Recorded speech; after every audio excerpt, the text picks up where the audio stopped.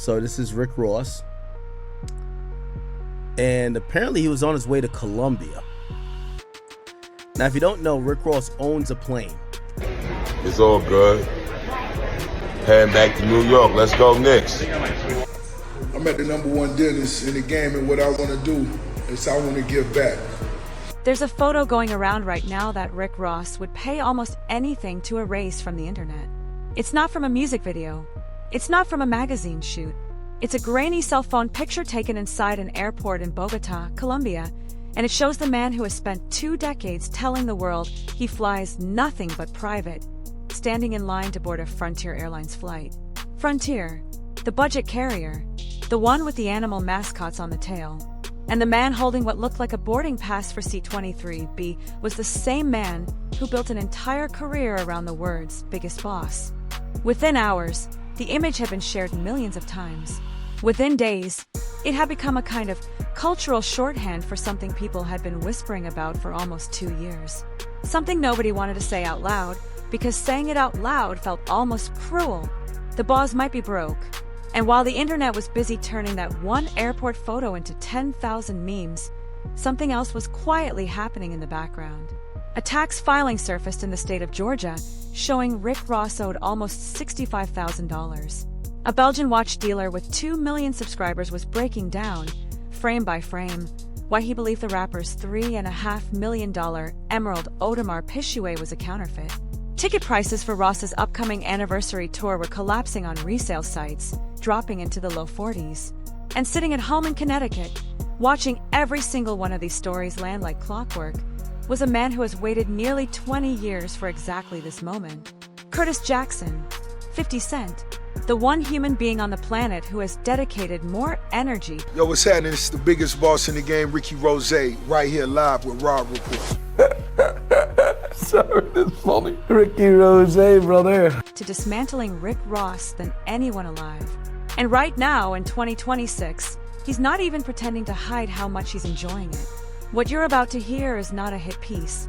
It's not internet speculation dressed up as journalism.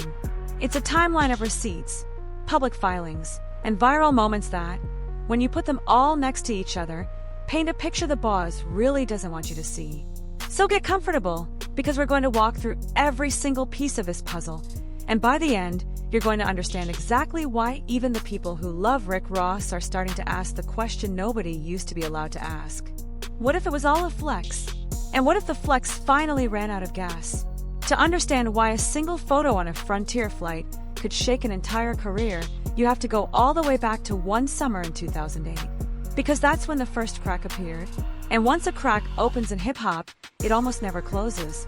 Back then, Ross was on top of the world. The boss was everywhere. Mansions, yachts, kilo talk, that signature voice booming about a life that sounded like a Scarface remake. And then, almost out of nowhere, photographs started circulating online. Photographs of a younger William Leonard Roberts II in a corrections officer uniform, standing in a Florida state prison, holding a badge. The man who built his entire persona on being the trafficker, the kingpin, the guy who moved weight and ran the streets, had spent over a year working as a CO, watching inmates, filing reports, punching a clock for the state. In any other industry, this would be a footnote. In hip-hop, it was an earthquake. Because authenticity in this culture isn't a marketing slogan. It's the entire product. And the man who spread those photos and turned them into a permanent stain wasn't a journalist or a podcaster. It was 50 Cent. He didn't just leak the photos. He turned them into content. He made cartoons. He bought a TV. He gave Ross's Baby Mama a reality show pitch. He cackled about it on radio for years. And here's the thing people forget. Ross survived it. He survived it because the music was hitting too hard to ignore. Deeper than rap. Teflon Don. God Forgives, I Don't. Album after album, Ross drowned out the noise with platinum And for the little fat guy in the one cubicle office speaking on watches, speaking on Rick Ross and his Audemars. Stay out of grown folks' business, little piglet. Get out of that one cubicle office and go and see the world. Audemars. And Maybach music releases. The wound never closed, but the money was thick enough to cover the scar. That was the deal Rick Ross had with the world for over a decade. You question the persona, he He answered with a #1 record. You called him fake. He answered with a stadium tour. You laughed at the corrections officer photos. He answered with another mansion. And as long as the receipts on the back end kept piling up, the questions on the front end stayed background noise. But somewhere around 2022, that arrangement started to slip. The album cycles got longer. The mainstream singles got quieter. And the streaming economy, which pays out pennies for what used to pay dollars, started doing something to legacy rappers that nobody talked about publicly. It started exposing who was actually liquid and who was just leveraged. And then came Colombia. The Frontier Airlines moment didn't happen in a vacuum. According to the story that broke in late 2026, Ross had landed in Bogota for what was supposed to be a routine performance trip. The private jet, the same one he's filmed himself sitting on more times than anyone can count, was reportedly grounded. And when it came time to leave the country, the man with the $40 million plane in his Instagram captions walked into a commercial terminal and bought a ticket on a budget airline. Now look, plenty of rich people fly commercial. Bezos has done it. Buffett famously did it for years. The issue was never the act. The issue was who. Because nobody in hip-hop has talked about private aviation more than Rick Ross. The line, "I'm on a private jet eating bacon," isn't a joke. It's a brand identity. So when the photos hit, the internet didn't ask whether his jet was in the shop. The internet asked whether the jet ever really existed the way he said it did. Ross's response made it worse. So much worse. Within days, he hopped on Instagram with a clapback video where he tried to explain that the private jet was, and I quote, getting upgraded with Starlink Wi-Fi. Starlink Wi-Fi. The man who once rapped about owning his own runway tried to tell the world that his entire aviation operation was paused so Elon Musk's internet could get installed in the cabin. The comments section turned into a graveyard. Even his own fans were posting laughing emojis. Because here's the thing about a bad excuse. A bad excuse doesn't just fail to clear up the question. It makes the question louder. By trying to explain the Frontier flight, Ross essentially confirmed that the optics needed explaining. And once the boss has to explain why he's flying like the rest of us. I'm your host, the biggest boss, Ricky Rose. Come with me.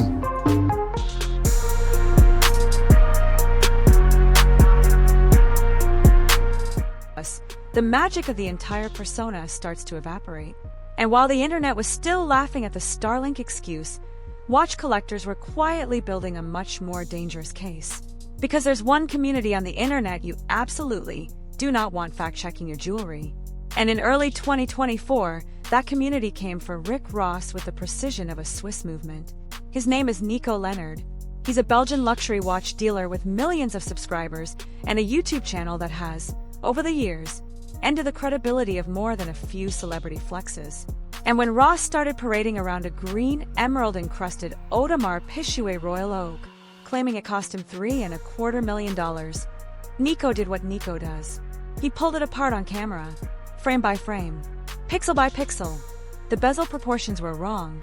The emerald cuts were inconsistent in ways that no genuine AP house would ever approve. The case finishing didn't match Audemars Piguet's signature polishing technique.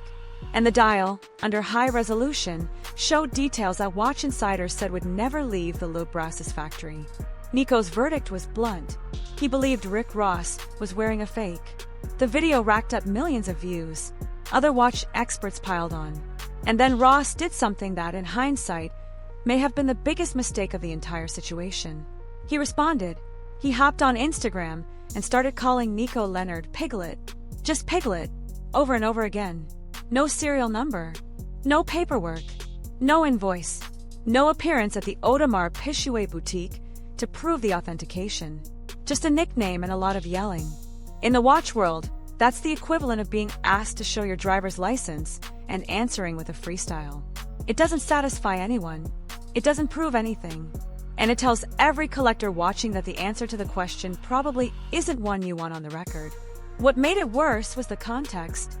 Hip-hop jewelers have been whispering for years about pieces in Ross's collection that looked off. Chains that didn't weigh what they should. Diamonds that didn't refract light the way real stones do. The Nico incident didn't create the suspicion. It just gave the suspicion a face, a name, and a viral clip that wouldn't die. And once the watch community decided publicly that they didn't believe Rick Ross's most famous flex, Every other piece of jewelry he had ever worn went under the same microscope. The frame had shifted. Now, instead of being a guy with a lot of expensive things, Ross became a guy whose expensive things had to keep proving themselves. That's an exhausting position to be in. And it's not one any artist has ever really come back from. If the watch was the smoking gun, what came next was the bank statement.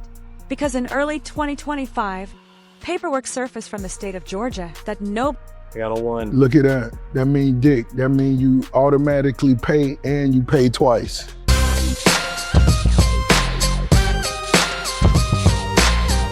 nobody in Ross's camp wanted the public to see. According to filings reported by multiple outlets, the state had issued a tax execution against William Leonard Roberts II for unpaid 2021 taxes. The original debt was just over $29,000. By the time the state got around to filing, penalties, interest, and collection fees had pushed the total to $64,995.21. Let that number sit for a second. 65 grand.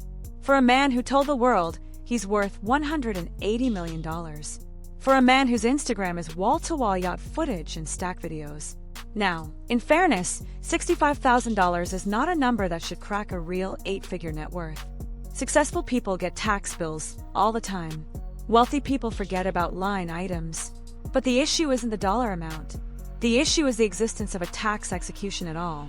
A tax execution isn't a polite letter from the state. It's a legal mechanism Georgia uses when normal collection has failed.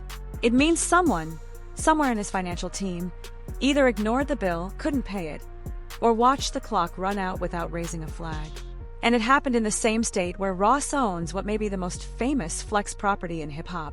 A 109-room estate in Fayetteville, Georgia. A property he reportedly purchased for $4.2 million in cash. The math just doesn't math. You can drop $4 million in cash on a mansion, but you can't clear a $65,000 tax bill? Either the cash flow isn't what it used to be, or the team around him is in worse shape than anyone realized. Neither answer is good, and the property itself is a story. 109 rooms, indoor pool, bowling alley, the kind of estate that costs a small fortune just to keep the lights on. Property tax alone runs into 6 figures annually. Staffing it, even at minimum, runs into hundreds of thousands. Insurance, maintenance, security, landscaping. The promised land, as Ross has called it, isn't an asset. It's a monthly liability with a beautiful gate. And when you start adding up the recurring costs of a lifestyle built around that estate, the cars in the driveway, the chains in the safe, the cigars on the lawn, the catering trucks for the annual... I'm your host, the biggest boss, Ricky Rose. Come with me.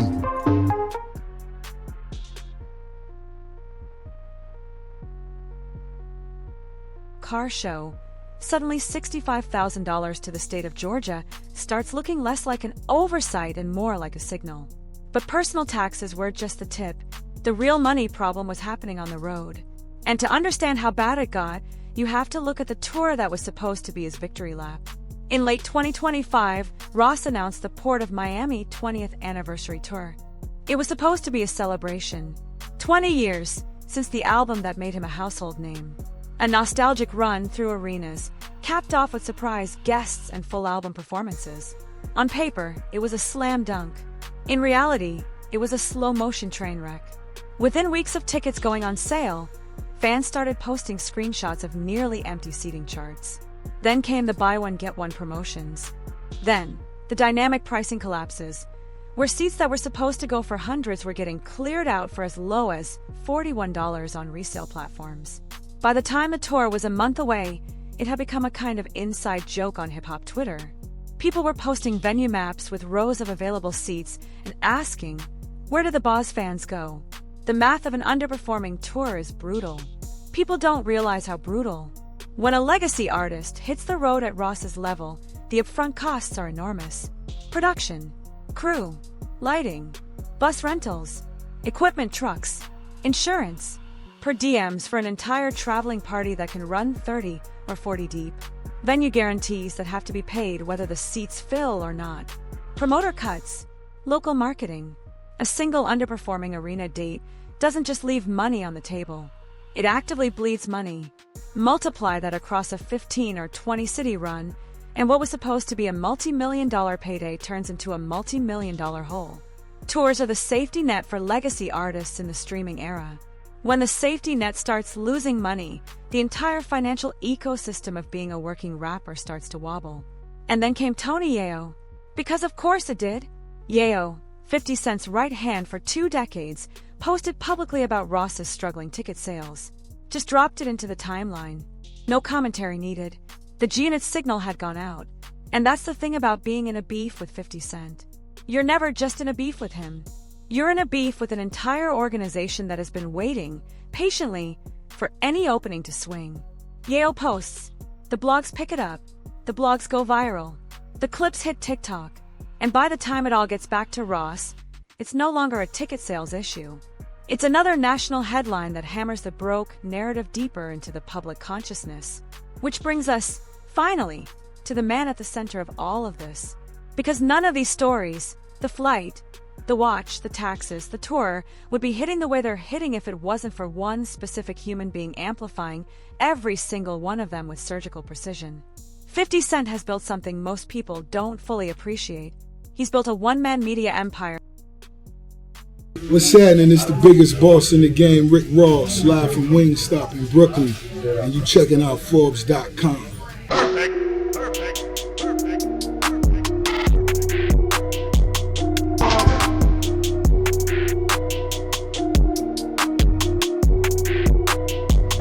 Whose entire editorial strategy is making Rick Ross's life as uncomfortable as legally possible. And what makes it work is that 50 isn't punching from below. He's punching from a position that, even after his own financial setbacks, is still verifiable in ways Ross's never has been.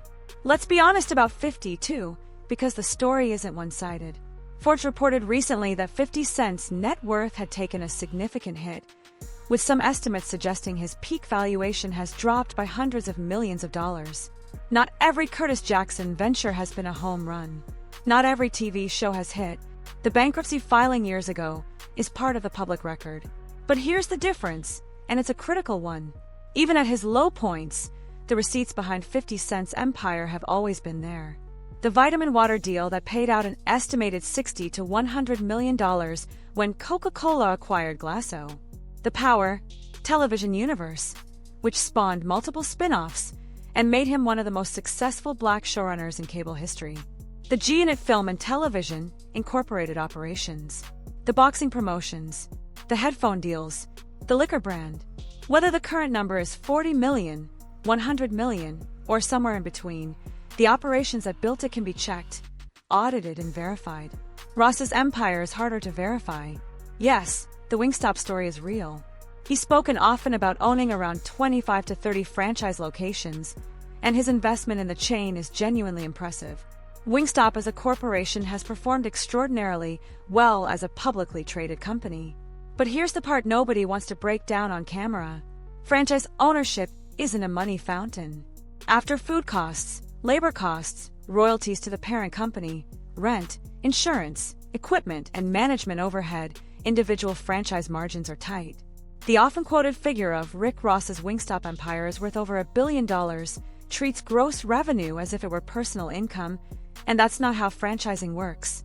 Net annual cash flow from 25 strong franchise locations is real money, but it's not fund a mansion compound, a fleet of cars, an entourage, and a touring operation money. Not by itself. Not anymore. And this is where 50 Cent's beef strategy becomes genuinely brilliant. He doesn't attack the music. He doesn't attack the talent. He attacks the math. Every single shot he takes is calibrated to make people do the calculation. Where is the money actually coming from? Why does the lifestyle need this much projection? Why are the receipts always somewhere off camera? He's been running the same play for almost 20 years, and right now, in 2026, more people than ever are starting to do that math out loud. There's another layer to this in 2026 that the casual hip-hop fan might not be tracking. The 50 Cent and T.I. beef. Because while Ross has been busy putting out fires, T.I. dropped a 50 Cent diss track called Right One, and Ross publicly co-signed it. Made a whole post about how he respected the energy. Now, that might sound like just another piece of internet noise, but here's why it matters. Co-signing a 50 Cent diss is the equivalent of throwing a rock through a window, and then standing in the front yard waiting for the owner to come out. It guarantees retaliation. And in this particular moment, with Ross already dealing with the Frontier flight, the watch situation, the tax filing, and the... So this is Rick Ross. And apparently he was on his way to Colombia. Now, if you don't know, Rick Ross owns a plane. Poor collapse. The last thing he needed was to give 50 Cent fresh ammunition to load into the chamber. But he did it anyway. And 50, predictably, used it. The cycle keeps feeding itself. Every time Ross pokes the bear comes back with bigger receipts, and the broke narrative gets one more day in the headlines. Here's the part nobody wants to say out loud. Rick Ross might be in deeper trouble than even 50 Cent realizes. Because the broke narrative is no longer about whether the bank account is empty. The broke narrative has become a frame. And once a frame locks into place in the public imagination, the actual numbers stop mattering. Every flex becomes suspicious. Every chain becomes a question. Every car in the driveway becomes a prop until proven otherwise. The genius of the persona Rick Ross built, the kingpin aesthetic, the unkillable boss mythology, was that it required absolute audience belief. The moment the audience starts checking the math, the persona doesn't just weaken. It collapses inward. And persona collapse, in hip-hop, is one of the few wounds that doesn't heal with another hit single. Because the next single will just get held up next to the receipts, and the receipts now travel faster than the music. And the cultural context makes it worse. The era Ross built his career in, roughly 2006 to 2015, was the last era where an artist could control the narrative around their own wealth. Magazine covers were curated. Music video budgets were inflated to make rappers look richer than they were. Jewelry was loaned for shoots and returned the next day. The audience never saw behind the curtain because the curtain was thick and the cameras only pointed where you let them point. Today, the curtain is gone. Every passenger on every Frontier flight has a phone. Every watch dealer with a YouTube channel is a forensic investigator. Every empty seat at every concert ends up on TikTok within hours. The flex era didn't die because hip-hop stopped loving flexing. The flex era died because the technology to fact-check the flex caught up with the artist doing it. And Rick Ross, more than almost any other rapper of his generation, built his entire brand on flexes that needed the old technology to survive. So what are his options? Yo, what's happening? It's the biggest boss in the game, Ricky Rose, right here live with Rob Report. Sorry, that's funny. Ricky Rose, brother. Honestly, none of them are good. He can keep doing what he's been doing. Keep posting the cars. Keep filming in the mansion. Keep dropping music. Hope the volume of new content drowns out the broke narrative. But the broke narrative has too much oxygen now. It's not going anywhere. He can try to fight back with hard evidence. Walk into Audemars Piguet's flagship boutique with the watch and get it authenticated on camera. Publish actual tour revenue numbers. Show the bank balances. But if any of those receipts come back, even slightly underwhelming, the damage doubles. Transparency only works if the numbers are big enough to silence the room. And right now, nobody knows for sure if his numbers are. The third option is to pivot entirely. Lean into the elder statesman role. Drop the kingpin theatrics. Reinvent himself as the hip-hop businessman, the Wingstop guy, the cigar lounge owner, the philanthropist. But artistic reinvention at 50 years old, with a body of work this thoroughly defined by a single character, is one of the hardest moves in entertainment. Jay-Z managed it. Diddy was trying to manage it before his own implosion. Almost nobody else has pulled it off cleanly. And then there's the wild card. The thing Ross can't control no matter which path he picks. 50 Cent. Because 50 isn't going to stop. Not because he hates Ross, although he clearly does, but because dunking on Rick Ross has become part of his personal brand. It's content. It's algorithm fuel. It's a guaranteed engagement spike every time he posts. 50 has monetized this beef in ways that go beyond emotional satisfaction. Every viral Ross moment is a free traffic spike for whatever 50 is selling that week. The G-Unit boxing promotion, the new TV series, the liquor line, the film projects. Ross is, in a real sense, an unpaid marketing asset for 50 Cent's entire business empire. Why would he ever let that go? Which leaves us with the bigger question, the one that matters beyond just two rappers in a fight. What does this whole situation mean for hip-hop itself? Because Rick Ross is not the only artist of his generation flexing a lifestyle that may not hold up under modern scrutiny. He's just the most visible one currently getting publicly checked.